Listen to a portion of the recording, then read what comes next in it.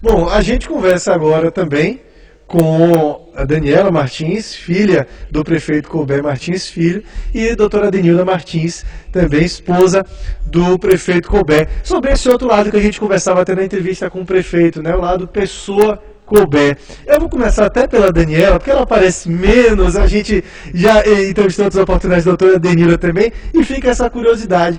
Como é ser filha de político? Porque como esposa a gente já sabe que tem uma atribuição importante de primeira-dama, mas filha de político, como é que fica durante as eleições também, a apreensão e tudo mais. E essa relação, né? Até que ponto a filha também dá um palpite pro pai, conversa sobre política em casa, como é que é isso? Fernando, ser filha de político é entender que meu pai escolheu uma missão. Ele escolheu doar parte do tempo que ele podia estar com a gente, né, mãe?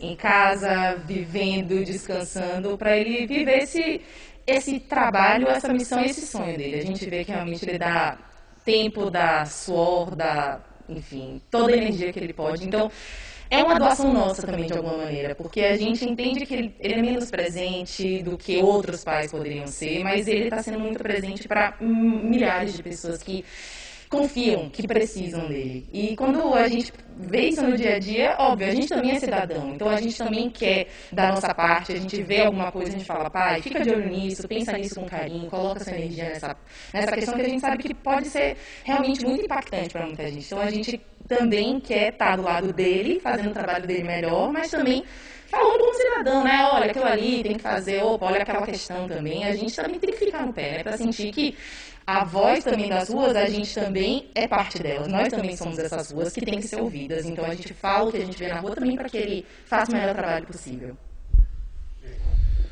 Pergunta aqui a primeira-dama, né? A gente sabe que um prefeito tem que tomar uma série de decisões, não é? E essas decisões são compartilhadas, ele costuma chegar também assim um pouco tenso diante de tantas decisões que um prefeito tem que tomar durante um dia de rotina de trabalho. Olha, sem dúvida, ele não precisa nem me dizer como é que foi o dia, porque a gente percebe isso na expressão, né? E eu digo que o meu papel neste momento é de dar a condição dele relaxar, dele refletir melhor sobre as atitudes tomadas durante o dia, dele rever alguma coisa que precisa ser revista. Então, pegando um pouquinho o gancho do que Daniela colocou, a gente coloca o nosso lado cidadão ali na frente. Óbvio que eu preferia chegar em casa, um marido feliz, sorridente, alegre, relaxado, né? Mas não é esse momento, né? Então a gente tem que estar ali do lado, dando apoio, deixando que ele muitas vezes fique lá no canto, pensando, refletindo, e deixar que ele tome as decisões que devem ser tomadas e que precisam ser revistas, por exemplo. O prefeito disse aqui que vocês são extremamente críticas. Como é que ele reage a essas críticas? Olha, quando ele diz que nós somos extremamente críticos, é como Daniela colocou.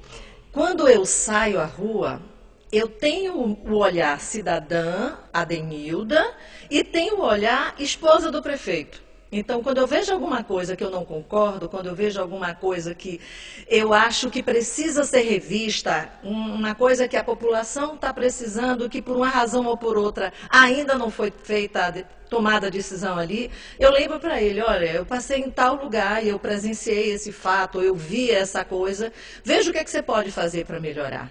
Então, na verdade, não é uma crítica, a gente se coloca no lugar do outro, né? A gente procura estar sinalizando, porque afinal de contas ele não vê tudo ao mesmo tempo, ele não sabe tudo. Então nós funcionamos também como olho, ouvido dele, para poder melhorar essa amplitude do conhecimento dele. Mas não é crítica. Óbvio, se a gente vê alguma coisa que a gente não concorda, olha, na minha opinião, essa forma não é a melhor, mas é uma opinião que vai fazê-lo pensar se é verdade ou se é o melhor, não. Porque nem sempre a gente está certo. Se a gente for parar para 10 pessoas falarem ao mesmo tempo, 10 provavelmente terão opiniões diferentes. Para você, você está certo, mas é o seu olhar. Então, você oferecer o seu olhar, você oferecer a sua opinião, é fazer o outro refletir e tomar a melhor atitude. Eu vejo dessa forma. E até que ponto o lado profissional de cada uma também ajuda nesse papo que se tem em casa, né? A gente está falando diante de uma médica e diante de uma jornalista. Então, são duas coisas que o prefeito precisa lidar o tempo todo. Decisões que afetam diretamente a saúde pública e também a forma como ele se comunica com a população, como ele se comunica até com o próprio secretariado, né? Algo dito diferente, um entendimento diferente pode gerar um impacto maior. Eu vou querer ouvir as duas nesse sentido, né? Até que ponto o lado profissional ajuda também nesses conselhos dados. Tá bom. Fernando, assim, do meu lado, é tentar fazer com que ele se comunique da melhor forma possível. Muita gente fala que ele tem essa cara mais fechada, sorri pouco, inclusive durante a campanha, né, ele ouviu bastante isso. E é fazer com que ele mostre, acho que o lado mais difícil do que é ser político, que o fazer não é suficiente. Tem que estar sempre fazendo, porque a crítica é muito constante. Não existe o fazer, ok, e você está fazendo o seu trabalho. Ele tem que sempre dar o seu melhor. Então é mostrar para ele que ele tem que divulgar realmente tudo que ele está fazendo, os cuidados, as reuniões, a atenção, esse tempo que ele dedica, né, à população, para mostrar que ele está fazendo bastante e que ele está dando o possível, o melhor possível, o mais que o possível e sempre o melhor para as pessoas. Então, acho que para mim é que ele se comunique cada vez mais e mostre que essa é a forma dele dar o amor dele à cidade. Às vezes não é sendo o mais sorridente, o mais piadista, não é o estilo dele, ele ri do que ele acha engraçado, ele não é essa pessoa que fica distribuindo esse sorriso, às vezes, de cortesia para todo mundo, mas esse amor, essa dedicação e essa paixão que ele coloca, essa energia que ele coloca, eu acho que comunicar isso mostra para as pessoas que ele não está fazendo, às vezes, só a obrigação. Ele está querendo dar muito mais do que ele é obrigado a fazer. Eu acho que isso é um grande mérito e ele acha que o meu trabalho é sempre falar, fale isso, destaque, fale de uma forma acessível para todo mundo, traduza, né, para as pessoas entenderem no dia a dia, que elas possam conversar na fila de ônibus, no banco, que elas possam conversar em casa, que a política faça parte da vida das pessoas também ouvindo o seu lado. Acho que do meu lado é isso. Eu, do ponto de vista de profissional, eu tenho um acesso muito grande por ser ginecologista a mulheres, né? E aquilo que eu estou sempre me dirigindo às mulheres, porque é a minha prática, é a minha vida, né? Eu, além de ser mulher, eu trabalho com mulheres a vida inteira. E trabalho com mulheres de todas as faixas de idade, da criança à idosa. Então, eu escuto, porque no consultório do ginecologista, do médico de uma forma geral, é meio padre, meio psicólogo, meio tudo, confidente, né? Então, eu escuto as diferentes mulheres de diferentes classes sociais e quais são as demandas, quais são as preocupações, quais são os medos, quais são as vontades, as necessidades. Então, eu procuro traduzir isso que eu escuto para ele. Eu acho que eu abro uma janela do que as mulheres pensam, do que as mulheres querem, do que as mulheres esperam do prefeito. Então, eu acho que eu tenho esse acesso. Com médica de consultório e também como médica de saúde pública, que eu fui a vida inteira. Eu trabalhei em saúde pública desde a minha formação e continuo como médica de saúde pública enquanto professora da universidade, que eu trabalho nos bairros periféricos, nas UBS e nas clínicas de saúde da família. Então, eu abro essa janela com o olhar feminino, quais são as necessidades para ele. Eu acho que isso é uma coisa bem importante. Bem, com o advento das redes sociais, todos nós estamos bem mais expostos às críticas, e creio que os políticos bem mais ainda, né? Como é que vocês acompanham essas críticas, né, quando elas acontecem, diante de algumas ações que são tomadas, não é, pelo político, pelo prefeito? Eu pergunto então para a Daniela e também para a primeira-dama.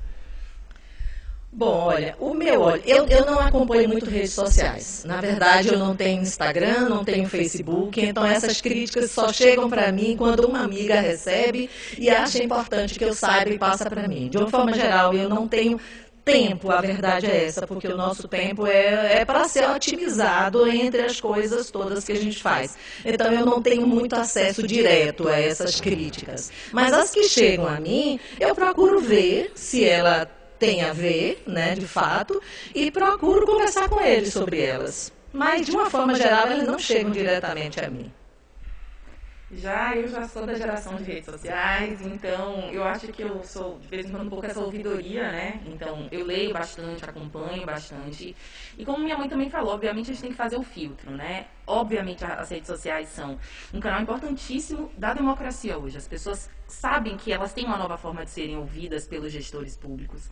Então é muito importante muitas pessoas tentarem chegar com os seus comentários, mas também é muito importante com que as pessoas façam com que as redes sociais sejam mais um canal de diálogo, com que continuem buscando participarem politicamente, né? Então, seja buscarem o seu prefeito, os seus vereadores, governador, os seus deputados, mas também é importante que eles conciliem que esse comentário das redes sociais também procure endereçar a melhoria da política e melhore a vida das pessoas. Tem muita gente que critica um problema.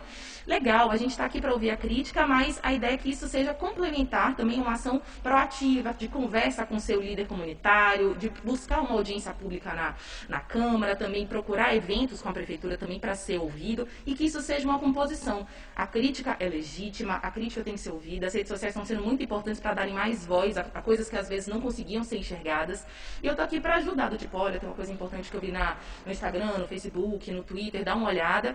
E como a gente estava falando, né, Fernando, da comunicação, que a comunicação da Prefeitura, eu sinto que já está fazendo isso e também tem que melhorar.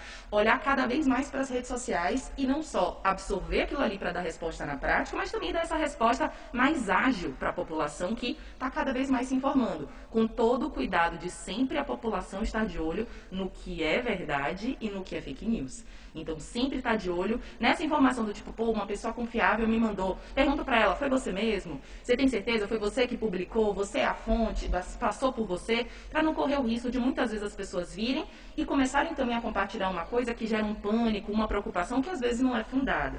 Então, é importante mais como redes sociais, utilizar com todo cuidado para que a melhoria chegue na ponta. Bom, a gente vem de um processo eleitoral esse ano em Feira de Santana muito tenso, né? A começar que só o fato de ter ido para o segundo turno, uma coisa que não acontecia na cidade há 24 anos, é algo que já causa uma tensão natural entre os candidatos e todo mundo que cerca eles também. Como é que foi isso em família, vivenciar essa eleição 2020, essa eleição tão tensa, tão acirrada, inclusive até nos próprios números mesmo, né? O candidato Zé Neto ganhou o primeiro turno, o prefeito Couber virou no segundo turno. Como é que foi essa tensão dentro de casa? Eu vou perguntar as duas também, porque imagino que esse momento foi muito vivenciado em família, né? Até me recordo muito no segundo turno, no momento do voto, toda a família foi votar com o prefeito, e a gente viu que tinha essa necessidade de estar muito próximo também da pessoa Couber, do pai Couber, do marido Couber. Bom, Fernando, eu vou começar pelo fim da sua fala. Nós temos o hábito sempre de votar juntos, né? Todos os anos, desde sempre, até quando as crianças eram crianças, eles iam conosco para votar. Então, esse é um hábito que nós temos. Eu esperava sim que tivesse segundo turno, porque afinal de contas nós éramos inicialmente 10 candidatos que viraram 9. É um direito democrático que muita gente quis exercitar, e eu acho que essa quantidade grande de números de candidatos permite e indica que vai haver um segundo turno. Então, óbvio que a gente queria que fosse no primeiro, mas conscientemente, eu pessoalmente imaginava que teria segundo turno, porque é o momento que as pessoas dizem, não vou deixar para votar nesse no segundo turno, porque eu vou dar uma chance para fulaninho, porque é meu amigo, porque é isso, porque é aquilo. Então, eu na minha cabeça achava que ia ter segundo turno, não foi problema. E eu acredito até que a diferença que teve no primeiro turno foi muito por conta disso, desse tipo de raciocínio, tá? Quanto a ter sido bastante acirrada, eu também esperava, eu só não esperava que chegasse no nível que chegou.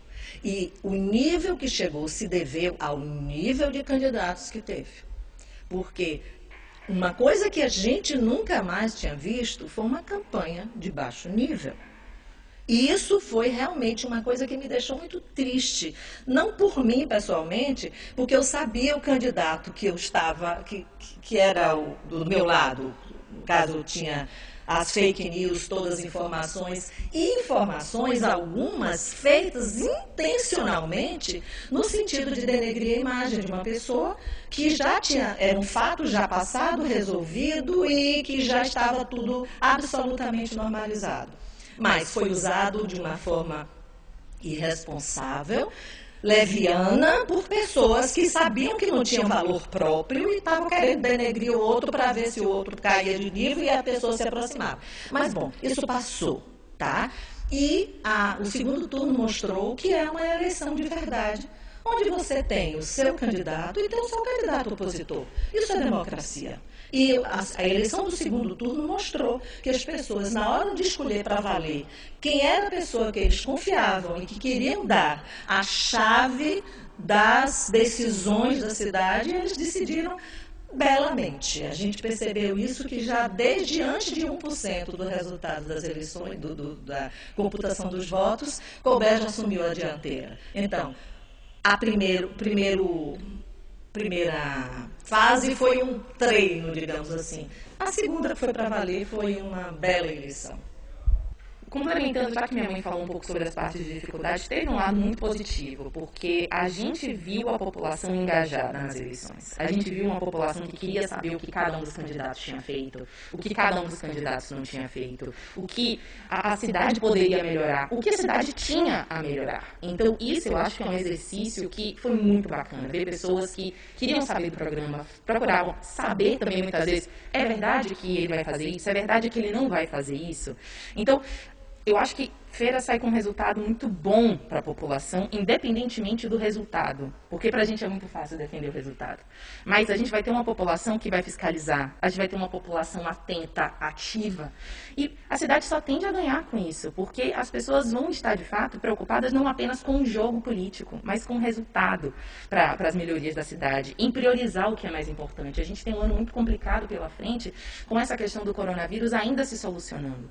Então, a população engajada vai ser importante não só para pedir, mas também para estar seguindo um plano, seguindo uma proposta que ela mesma decidiu que avaliava que era o melhor. Então, vai ser muito importante para a Feira esse próximo momento, porque teve oportunidade de discutir no primeiro e no segundo turno quais eram as melhores propostas, qual era o melhor caminho, e agora ela vai estar junto, caminhando ao lado, para fazer com que a cidade melhore. Então, apesar das dificuldades que esse processo mais alongado trouxe, eu acho que os frutos são muito importantes para que a gente tenha 4 anos de participação realmente na política dessa população que foi, especialmente no segundo turno, muito presente. A gente viu, como você colocou, Fernando, 2 lados de fato discutindo. Então, agora é de juntar esses 2 lados para que eles estejam juntos, seja apoiando, seja se compondo para fazer uma gestão bacana. Então, apesar das dificuldades, saímos para uma batalha que continua. São 4 anos de batalha para fazer a cidade melhorar.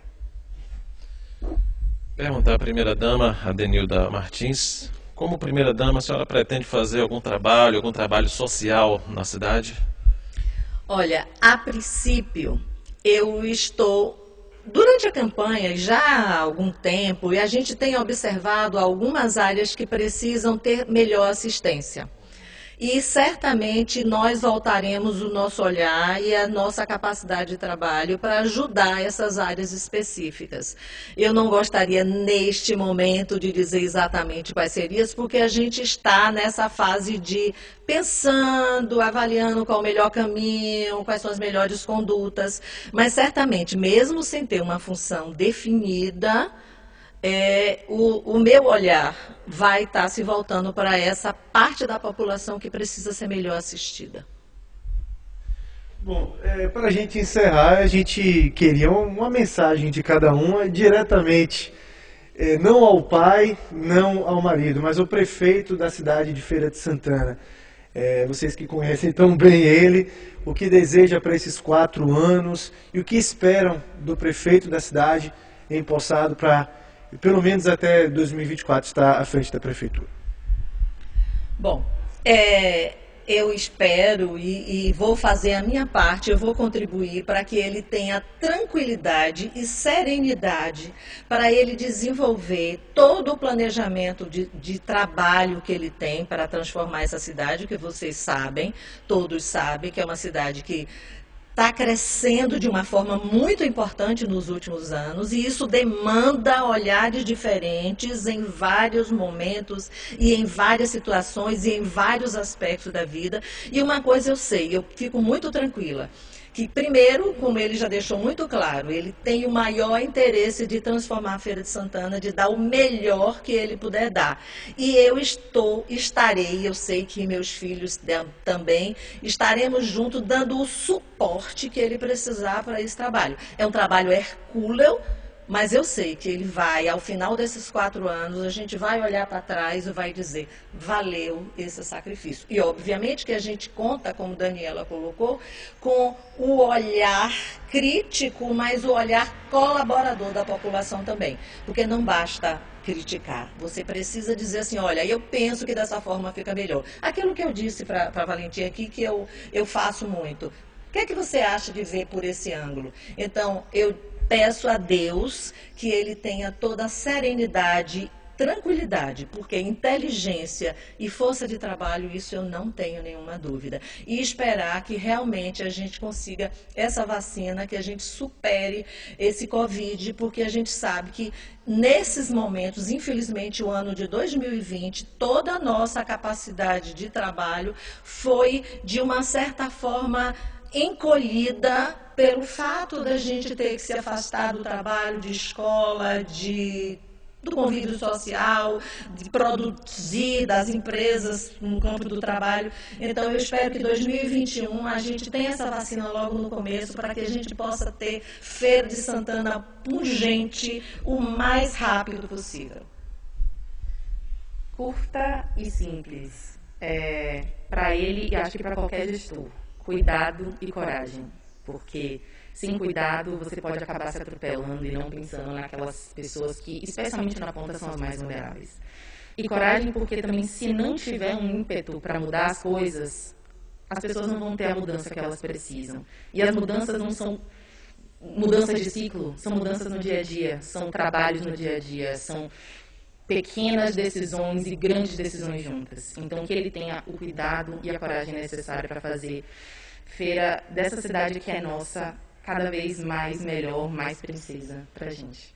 Muito obrigada pela oportunidade. Eu queria aproveitar desejando a vocês, em nome dos quais eu desejo a toda a população de Feira de Santana, um ano cheio de paz, um ano cheio de saúde e um ano em que a gente possa prosperar mais rapidamente. Agora, para que a gente tenha isso, a gente tem que ter serenidade e a gente tem que ter paz.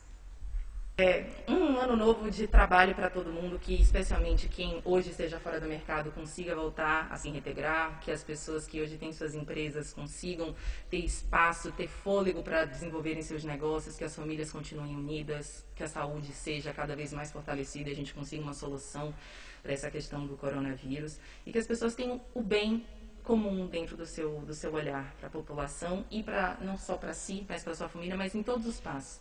Pensando no bem de todos, eu acho que a gente vai ter um 2021 e um futuro melhor. Obrigada.